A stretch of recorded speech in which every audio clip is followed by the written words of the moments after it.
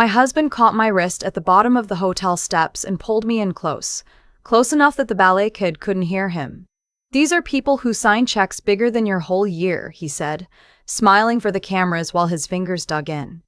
"So just stand next to me and look nice. Don't get into the weeds about beams and load whatever. Don't make me look small tonight." I didn't say anything. I let him steer me through the revolving door with his hand flat against the small of my back, the way you'd push a shopping cart. But when the chairman of the State Engineering Institute spotted me across that ballroom and came barreling over, both arms out, calling, "There she is, folks. Our guest of honor finally made it." The color went out of my husband's face like water out of a cracked cup. For about half a second, I felt sorry for him. Half a second. He'd been prepping me for this gala for the better part of a month, standing at the kitchen island in his good robe, coffee in hand, reciting rules like I was a kid going to my first communion. "Let me do the talking when the developers come around. Don't bring up money, it reads desperate.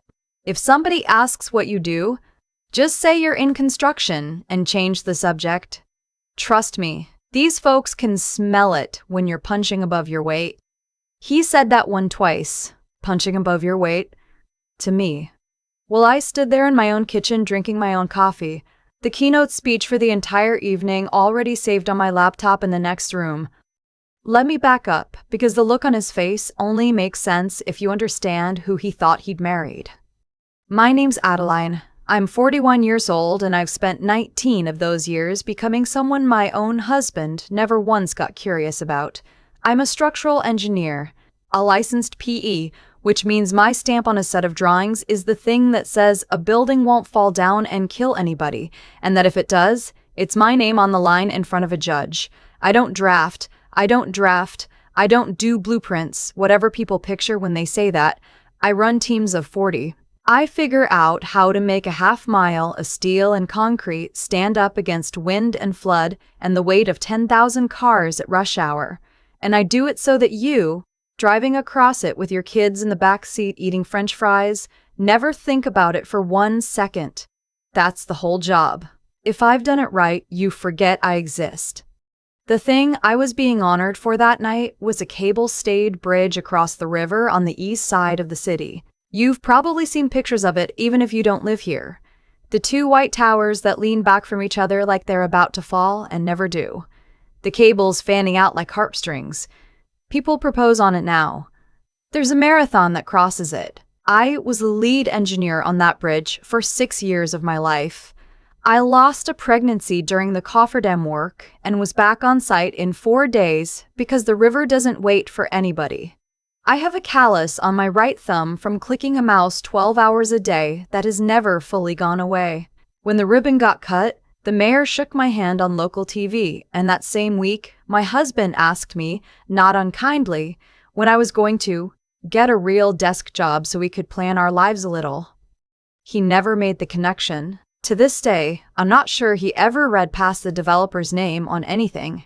The bridge got built by the firm I work for, and the firm gets the headlines, and inside the firm, my name is on the work under the name I've used professionally since I was 22. My maiden name, the one on my license, the one on every paper I've published. Socially, I was his wife. At the grocery store, I was Mrs. by his last name. He never sat in the same room as those two women long enough to notice they were the same person, because noticing would have required him to ask me a single real question about my day, and in 11 years of marriage, I'm not sure he asked me one. I know how that sounds. People hear it and they go, "That's not possible. How could a grown man not know what his own wife does for a living?" And the honest answer is that it's only impossible if both people are trying. He wasn't, and somewhere along the way, and this is the part I'm not proud of, I stopped trying too. I made it easy for him. I want to be straight about that because I've had a lot of time to think it over, and I refuse to tell you a story where I'm just the wronged woman and he's just the villain. I helped build the box he kept me in. I sanded the corners myself. Here's how that happened. We met when I was 30. I'd just gotten my license. I was hungry. I worked weekends without being asked. He was a commercial real estate broker. Leased BMW, watch, he'd financed. The kind of confidence that I mistook at the time for depth. On our second date, I told him about a parking structure I was working on, about a problem we'd solved with post-tension slabs, and I watched his eyes do a slow slide toward the dessert menu. He said, "That's cute, you like the building stuff," and patted my hand. And instead of getting up and leaving, which is what I'd tell my own daughter to do if I had one, I laughed and let him pay for dinner. That set the whole pattern. He decided early that he was the impressive one in the relationship, and I let him decide it, because being decided about felt restful after a decade of fighting to be taken seriously on job sites by men who assumed I was the intern. With him, I didn't have to fight. I could just be pretty and tired and let him narrate our life. He called my work "your projects," the way you talk about a kid's diorama. When I made senior associate, he said, "Good for you, babe," and went back to his phone.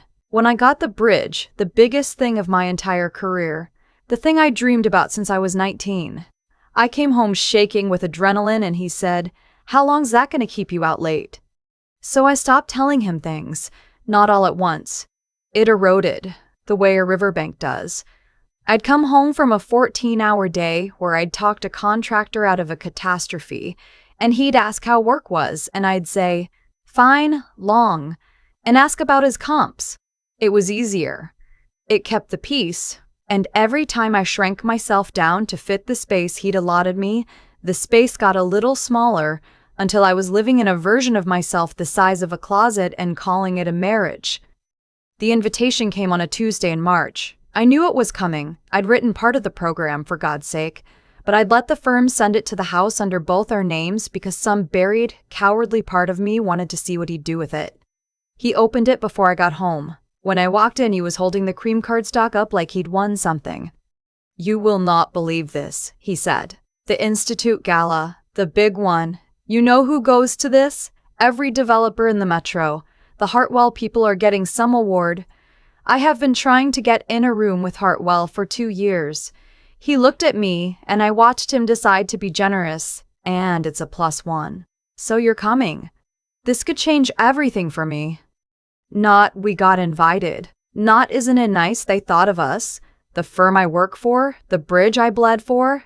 And in his mouth, it became a door that he had cleverly pried open for himself, with me as the lucky tag-along. "That sounds nice," I said. I was rinsing couts. I remember the cold water on my wrists. "When is it?" 3 weeks. Saturday. He was already pacing, already networking in his head. "I gotta get a new suit, and we should figure out what you're wearing. This is a different crowd than you're used to." A different crowd than I was used to. Half the people on that guest list had my cell number. I could have ended it right there. One sentence. "Sweetheart, my name's on the program, I'm giving the keynote, I'm getting the medal. The whole thing's basically for me." I had the sentence loaded. I could feel the shape of it in my mouth. And I didn't say it. "I want you to understand that this wasn't me being a doormat, not anymore, not by then." Something had shifted in me that winter, quiet and final, like a load finding a new path through a structure. I looked at this man pacing my kitchen, planning how to use an evening that existed because of my work to impress a developer who'd once sent me a handwritten thank you note. And I thought, very clearly, I am going to let you walk all the way into this. I am going to hand you the rope and step back and watch what you do with it, because I need to see it. I need to see exactly who you are when you think nobody's grading you, before I decide what I'm going to do with the rest of my life. That was the most honest decision I'd made in years. I just made it without telling him. So I let it ride. For 3 weeks, I let my husband run his clinic on how to behave. It got worse than I expected, honestly. He'd Google the guest list and read names off to me at dinner. "This guy runs the whole transit authority. Do not embarrass me in front of him." Names of people I'd sat in design review with for years. He told me to get my hair done professional, not your usual. He came home with a dress he'd picked out himself. Navy. Tasteful. A size that assumed I was smaller than I am, and laid it on the bed like a costume. Something like this. Understated. "You don't want to try too hard with this crowd, they can tell." One night, 4 days out, he sat me down on the couch with the gravity of a man about to deliver bad news. "I need you to really hear me," he said. "The people Saturday night are at the top. Principals, Engineers who design landmarks, not the guys you supervise. He actually said that. Not the guys you supervise. If the conversation gets technical, just smile and let me bring it back around. I don't want you in over your head and feeling bad. I'm trying to protect you here. I bit down on the inside of my cheek until I tasted pennies. I think I can hold a conversation, I said. I know. He squeezed my knee. I just don't want it to get awkward. These people can be snobs about credentials. And then, I'll never forget this. He leaned over and kissed the top of my head, the way you'd reassure a nervous kid before a recital, and said, "Just follow my lead, baby. It'll be so much easier." That night I lay next to him and listened to him sleep the sleep of a man with a clear conscience, and I went through the whole 11 years in my head.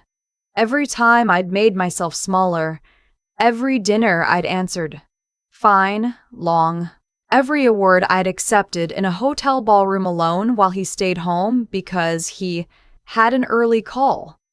I thought about the speech on my laptop, the one I'd rewritten 9 times, the one the chairman had read and called the best thing he'd seen come across his desk in a decade. I thought about the medal with my name engraved on the back of it, sitting in a velvet box in a back room of that hotel right now. And I felt something I hadn't felt in a long time, which was calm, not angry. Calm, the way I get the morning of a bid pour, when all the math is done and there's nothing left but to watch it happen. The night of the gala, he spent an hour in front of the bathroom mirror. I heard him out there rehearsing, Hartwell, great to finally connect, in 3 different tones, trying to find the one that sounded easy. I got ready in the spare room. I did my own hair, swept up, a few pieces loose. I wore a black dress I'd bought myself with my own money, cut clean, nothing understated about it. I put on the earrings my mother left me. When I looked in the mirror, I didn't see a woman trying to fit in somewhere above her station. I saw the engineer who'd kept that bridge from buckling in a 100-year flood the September before it opened, while reporters stood on the bank waiting for it to fail. I looked like exactly who I was, which after 11 years was a strange and almost violent feeling. He drove. Of course he drove. He was too keyed up to let me, needed both hands on the wheel of his own nerves. In the valet line, he reached over and gripped my hand, and his palm was damp. "Okay," he said. "Remember, smile, be warm, let me work the room. If somebody asks what you do, you're in construction. Keep it light." He took a breath. "And please, for me, don't make me look small in there tonight. These people are way out of our league. Especially, no offense, out of yours. One bad impression and a door closes for good." Out of my league. I looked at the white towers of my bridge, lit up gold against the dark, framed perfectly in the windshield behind his head, and he didn't even glance at it. "I understand," I said quietly. And I did. I finally completely understood. We walked into that ballroom and I felt him slide into character, shoulders back, chin up, positioning himself a half step ahead of me so he could make introductions on my behalf, the gatekeeper to a world that had never once let him in. The room was all soft gold light and clinking glasses, and it was full of people I knew. The deputy director of public works lifted his glass at me from across the room. A woman I'd mentored when she was a fresh grad, now a project manager herself, started toward me with her face already lit up. My husband didn't see any of it. He was scanning for Hartwell. That's when the chairman found me. He's a big, white-haired man, 70-something, the kind of engineer they named lecture halls after. And he was my professor 20 years ago when I was a girl who could barely afford the textbooks. He's followed my whole career like a proud uncle. When he saw me from across that ballroom, his whole face broke open, and he set his drink down on a passing tray without looking and came straight for us, arms wide, booming, "There she is. Folks, our guest of honor finally made it." My husband straightened up so fast I heard his jacket. He thought this important old man was coming for him. He started to extend his hand. The chairman walked right past him like he was a coat rack, and folded me into a hug. "I was about to send a search party," he said into my ear. "I've read your speech 3 times. You're going to wreck the whole room. You know that? In the best way. He held me out at arm's length, beaming. How are you feeling? Nervous? A little, I said. You? Nervous? He laughed, big and warm. The woman who stood on that riverbank during the flood and told a TV crew her bridge would hold. Please. And then he finally noticed the man next to me, frozen, hand still half raised. The chairman's smile stayed polite, but his eyes went a little careful, the way they do when you're trying to place someone. And you are. My husband's mouth opened, nothing came out.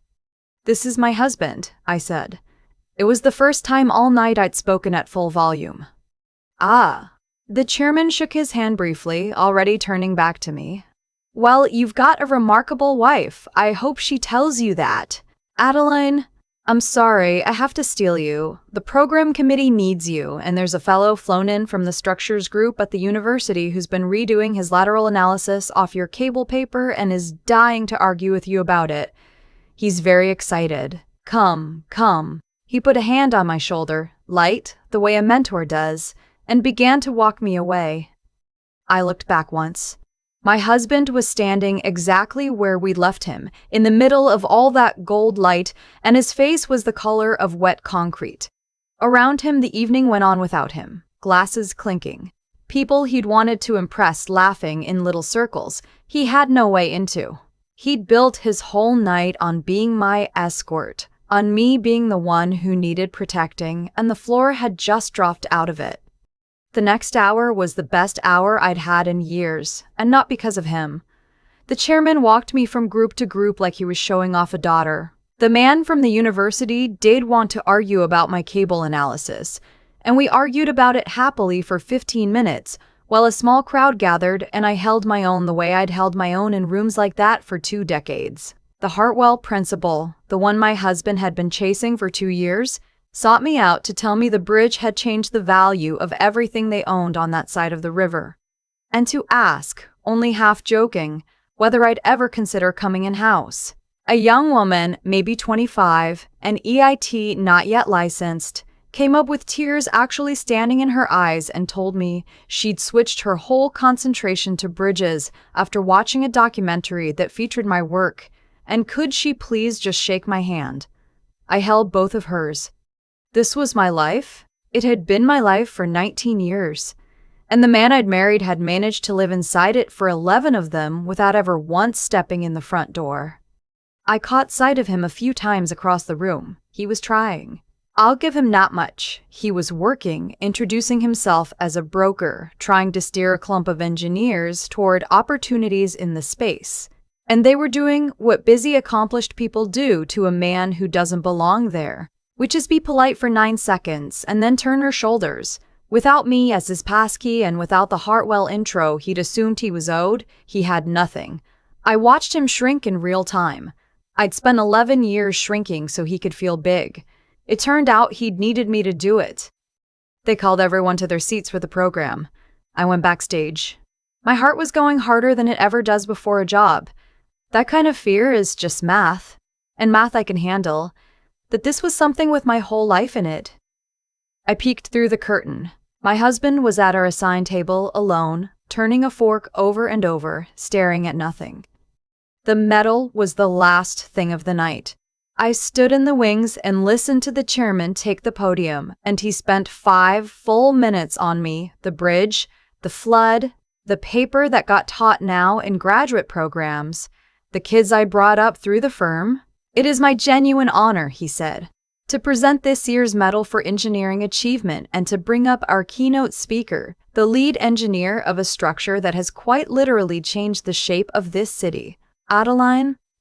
The room stood up, the whole room. I walked out into the light on legs that, to my surprise, did not shake at all, and I took the medal and I found my husband's face in the 3rd row. He wasn't standing.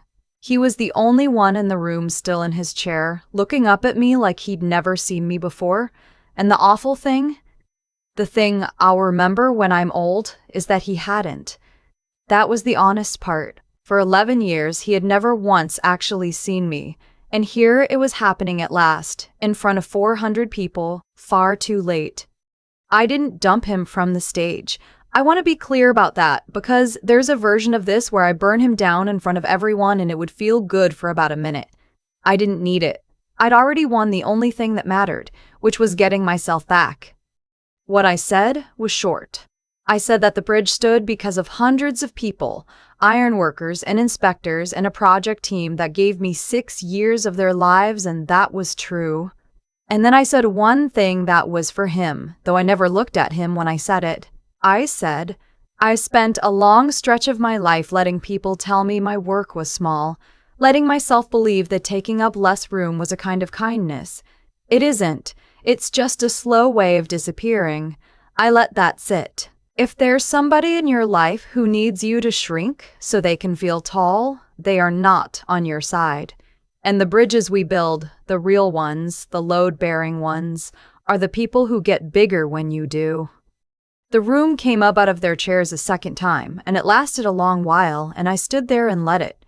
I could see colleagues with their hands actually pressed to their mouths, and I could see one man in the third row sitting very still in a sea of people on their feet, finally understanding the size of what he'd thrown away, 11 years too late to do anything about it.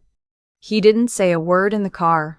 He drove home with both hands strangling the wheel and his jaw set so tight I could see the muscle jumping. I watched the streetlights go by and felt that calm settle deeper, that big poor calm, everything decided. He blew up the second we were inside the door. You made me look like a complete idiot in front of every person I've been trying to do business with for 2 years. I set my medal on the counter. How did I do that exactly? You knew the whole time. You let me coach you. You let me pick out a dress. You let me stand there and his voice cracked. You knew everyone in that room. You let me think I was bringing you.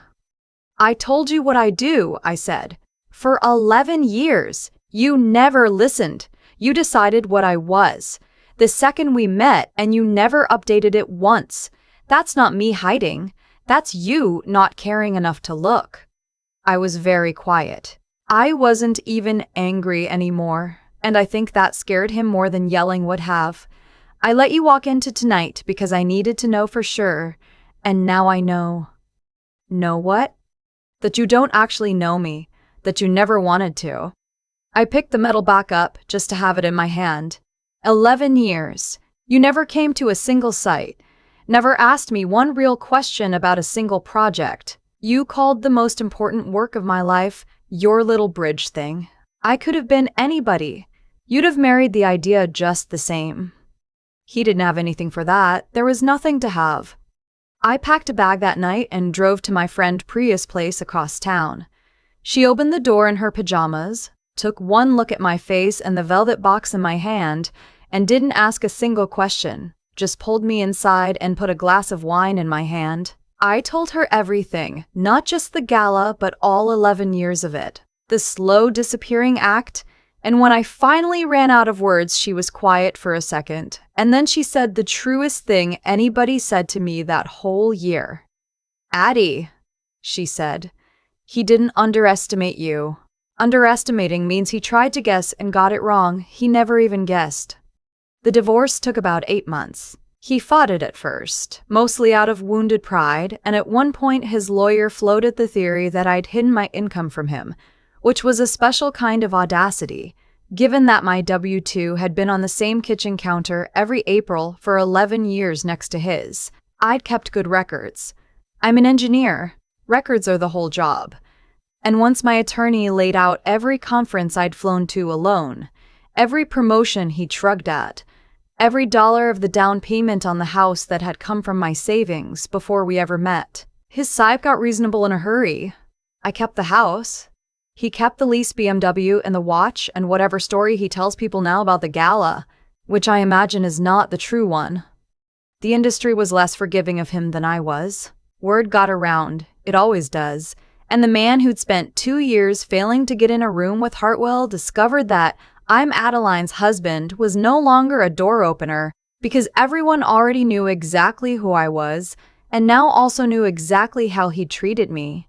Last I heard, he moved his book of business to a firm a few states over. A clean slate. I hope it works out for him. I really do. I'm done spending energy on it either way. I'd love to tell you I rode off whole and healed, but the truth is the first year alone was quiet in a way that took getting used to. I'd gotten so good at making myself small that for a while I didn't know what to do with all the room. I bought a kayak. I repainted the spare bedroom a color he'd have hated. I started leaving my drawings out on the dining table because there was no one to apologize to for them.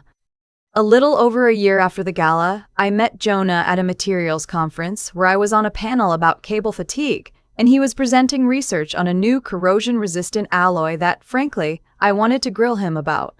We ended up talking for 3 hours in a hotel lobby long after the panels ended, about steel and rivers and the strange intimacy of building things that outlive you. On our third date, he asked, almost shy about it, if he could come watch me work. Not the conference version of you, he said. The real one? The one on the job site at 6 in the morning? I almost cried into my coffee because in 11 years, the man I'd been married to never once asked me that, and a man I'd known 3 weeks did. So, I took him up onto the bridge at dawn, hard hats on, the river still gray and steaming, and I walked him through how the towers carry the load down into the bedrock, how the whole thing breathes in the heat. And he asked real questions, the kind you can only ask if you've actually been listening. At the end, he was quiet for a minute, looking up at the cables fanning out into the lightning sky, and he said, "You made this. People drive across the thing you made every single day, and they have no idea they're trusting you with their lives, and you carry that and you make it look easy." He shook his head. "That's the most romantic thing I've ever seen." I knew right then. He hung my medal on the wall of our office without me asking. He comes to my conferences and sits in the back and asks me afterward what the other panelists got wrong. When I come home wrecked at midnight from a problem on site, he doesn't ask when I'm going to slow down. He pours me a bourbon and says, "Walk me through it," and listens to the whole thing. And at the end, he doesn't say it's just a job. He says, "That city's lucky it's got you," and doesn't even know it, which is the whole point of the work, and he's the only person I've ever been with who understood that without my having to explain it. I ran into my ex-husband once, almost 2 years after the gala, in line at a coffee place downtown. He looked smaller than I remembered, though I think the truth is, I just stopped seeing him as large. He said I looked good. He said he'd seen the bridge made some list of the best new structures in the country. He said it like the words cost him something to get out. And then, out of nowhere, he said, "I'm sorry about all of it. I should have paid attention. I don't know why I didn't." I looked at him for a second. This man had shrunk myself down to fit the side for 11 years, and I waited to feel the old anger, and it just wasn't there. What I felt was a kind of distant, mild sadness for all the time we'd both wasted. "I think you saw what you wanted to see," I said. "I let you. We both did it for a long time." He nodded. He looked at the metal-shaped empty space in his own life, I think. "Are you happy?" I thought about the bridge, breathing in the morning heat, about Jonah asking me to walk him through it, about the spare room, painted a color I love, and the kayak and the records I no longer apologize for, and the fact that I wake up every single day now knowing exactly who I am, and never once having to make myself smaller for breakfast. "I am," I said. "I really am." We said goodbye, and I took my coffee and walked out into the cold, bright morning, and my phone buzzed in my pocket. It was Jonah. "Dinner tonight. I want to hear how the Hartwell meeting went. Also, you left your hard hat in my truck again. Also, I love you." I stood on the sidewalk and laughed out loud by myself, and across the river, the 2 white towers held the whole weight of the morning traffic, without anybody thinking about it for 1 second, the way they were built to, the way I built them. And for the first time in longer than I can remember, I felt like I was standing exactly where I was supposed to be, not because somebody finally let me, but because I'd stopped waiting around for the permission. The best thing that came out of all of it was never the medal or the look on his face, or even that one perfect moment when the chairman walked right past him to find me. It was the much quieter thing I almost missed, that I got to the far side of all of it and found a life I didn't have to disappear inside of to keep. I'd spent so long building things strong enough to carry everyone else. It only took me 40 years to build one that could carry me. Here's the thing I keep coming back to, all these years later. The night at that gala didn't actually change anything. It only made visible what had already been true for a long time. My husband didn't lose me in that ballroom when the chairman walked past him. He lost me slowly over 11 years, one unasked question at a time, and the gala was just the moment the bill came due. That's how it works. The big dramatic reckonings we wait for are almost never the cause of anything. They're the receipt for choices made quietly, years earlier in kitchens and cars and all the small moments nobody films. I want to be honest about my own part, because I think that's where the real lesson lives. For a long time, I told myself that staying quiet was a kindness, that making myself smaller kept the peace. It didn't. It just taught the man I married that I would disappear on command, and people will always take the room you give up. The day I stopped giving it up was the day everything turned. Not because I got loud, but because I finally got clear. I stopped lying to him by omission, and, more importantly, I stopped lying to myself about what I was worth. There's a kind of courage that has nothing to do with confrontation. It's the slow, unglamorous backbone it takes to look at your own life honestly and admit you helped build the cage. If I could hand my younger self anything, it wouldn't be the medal, it would be the understanding that respecting yourself is not the same as being arrogant, and that the people worth keeping are the ones who get bigger when you do, not the ones who need you dim. Jonah taught me that, but only because by the time he showed up, I'd done the harder work of becoming someone who could recognize it. You can't be met halfway by a good person until you've stopped hiding in the corner of your own life. So, if you're sitting there in a version of yourself the size of a closet, telling yourself it's fine, telling yourself you're keeping the peace, I want you to hear me. Peace that requires your disappearance isn't peace, it's just a slow surrender with better manners. Build the strength to tell the truth. Even when it's quiet, even when nobody claps, use your head to see your situation clearly instead of the comfortable story you've been telling, and do the right thing by yourself, which sometimes looks like loyalty and sometimes looks like leaving. The bridge holds because every cable carries its share. A life works the same way. Stop asking permission to take up the space you already earned. Nobody is ever going to hand it to you, and the waiting is the only thing that can actually break you.